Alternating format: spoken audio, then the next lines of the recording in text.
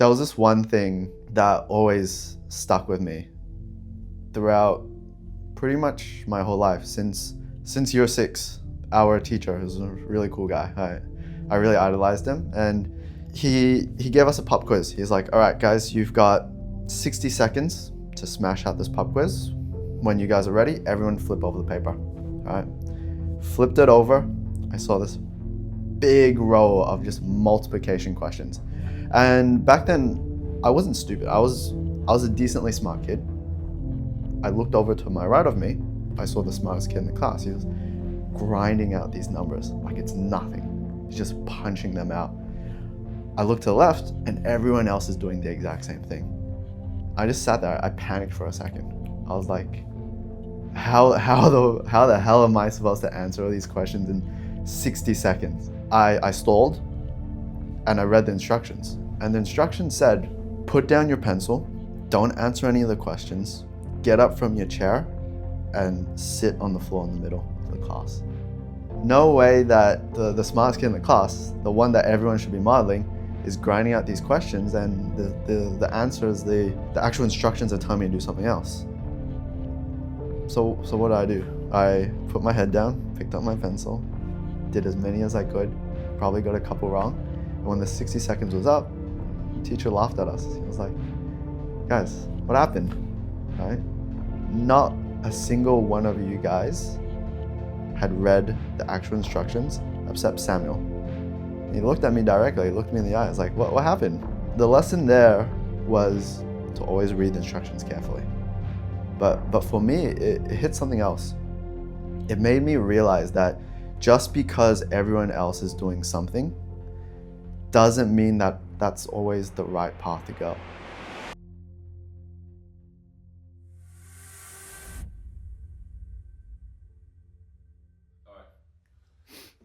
You know what, we'll start from the start. Let's start from the start. We'll talk about paramedicine. Yeah. So... Wait. Okay. Should put that in. I never really imagined myself even doing paramedicine. It was good. I wasn't exceptional. I actually failed my second year. Like, what am I even doing here? I've got 2 options. Thug it out for 2 years waiting for a job, or go intrastate, isolate myself from friends, family, loved ones, and thug it out for 70K a year. So I pivoted. High ticket sales, land in front of my doorstep. It was a path for me to actually pursue a life that I wanted. And I took it. I fucking took it. There's this concept of the belief mountain. I was here at the bottom, base camp, whatever you want to call it. Up there on that peak was 10K a month, making money online, traveling the world, making money from a laptop, and enjoying time, financial, location freedom. It was exciting. It was really, really exciting, but I knew I was in for a world of hurt. A part of me was scared, but a part of me was like, this is fucking it. This is me creating my own reality through pure grit, hard work, and I didn't just accept what was in front of me. I actually started a series for my personal branding, and it was make 10K a month in Bali, traveling and working from my laptop by the beach, sipping pina coladas or whatever the fuck. Hey guys, it's day 29 of becoming a remote closer until I make 10K in Bali, Indonesia. After 2 months of uncertainty, I finally became a remote closer. And this is an important... Now I do this because I want to provide. I know if I can keep hitting these higher goals, keep making that consistent income, not falter the moment it gets hard, I can actually give to my partner who supported me from the beginning, who actually told me not to get into this in the first place. But it was the biggest influence on me, because of course she was the person I wanted to build a life with. She told me not to do it. This is like so out of the blue. This is so risky. She's very, very traditional. And I was this young, wild guy telling her, like, hey, I'm gonna make money online. I'm gonna pay this guy a ridiculous amount of money to teach me how to do it. And she would find every reason for me to not do it. At the end of the day, that uncertainty in my life would leak into hers. And that's something I had to deal with. That's something that pushes me to make this work for her as well. I'm so fucking thankful she didn't break up with me. Thank fuck. My first win, it was kind of underwhelming. $1,430 something that hit my bank account. It took me 2 months to make that amount of money. But it was that proof of concept. It was like that little spark is like, oh shit, this is real. It was an indicator that I'm on the right path. It was a absolute blind and almost delusional belief that I could make it.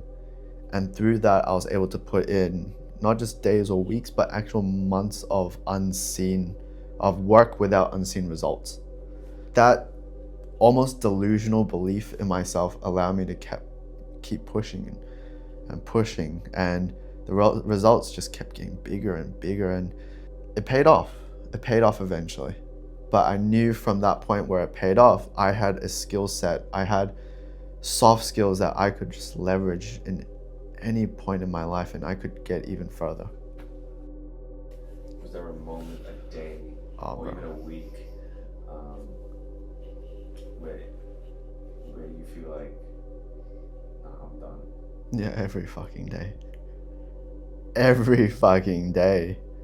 It is probably the most common thought that comes across my head. I don't have enough fingers to count how many times I've wanted to throw in the towel. I've said to the missus, like, this is hard. I don't think I can fucking do this.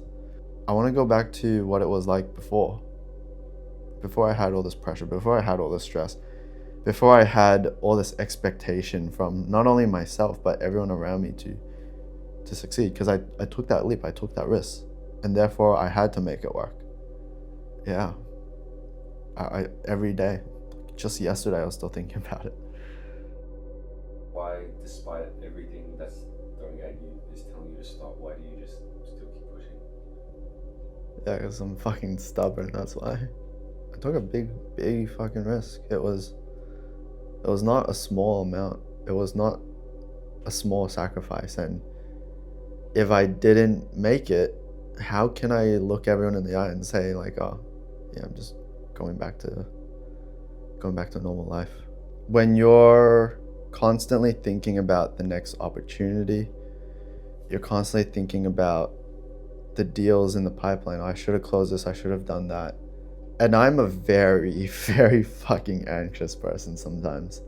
I think my partner copped the most of it. It's hard for me to be fully present with her sometimes. And I'm working on it. I'm trying to get better at it. I overstress about that. It's like, what if I don't have what it takes?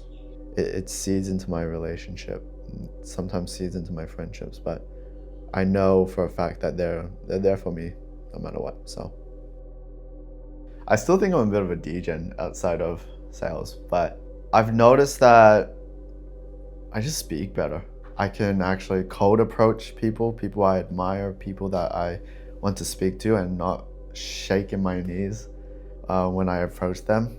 But I think that no matter what journey I go into from this point onwards, I'll have that with me.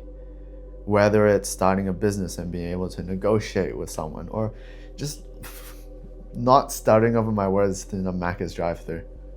I think that is pretty key. I think that's really important for having a good order. Not ordering something I don't want and just accepting what it is. What would Carter Sam tell to past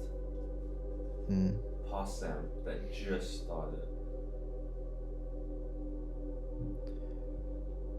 Hang in there. Yes, you're full of all these dreams and aspirations, and you see these people just making money online, traveling on the beach, right? Just typing away, driven, hungry, but still able to sip a fucking pina colada on the beach, be financially free, but you're in a world of hurt. Would I tell him to do it? Would I tell myself to do it all over again? That thought actually scares me a little bit. But being on the other end, I know that it's given me something valuable out of life that I never would have achieved otherwise. So, yeah, just fucking hang in there, man. What do you enjoy doing in your spare time? Your unwinding hours. Have you ever watched The Outdoor Boys? Yes. Yeah.